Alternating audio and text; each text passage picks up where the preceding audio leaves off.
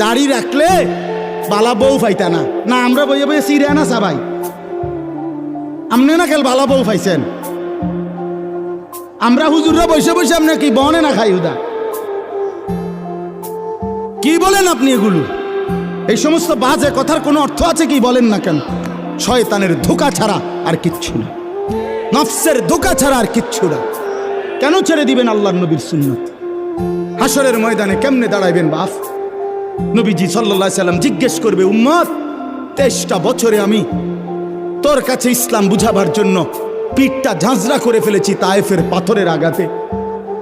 আমি পেটে 2টা পাথর বাঁধছি ক্ষুধার কষ্টে। আমি দান দান শহীদ করেছি উহুদের ময়দানে।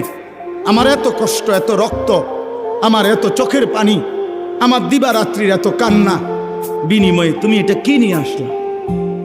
তখন কি বলবেন? কি বলবেন বাবা?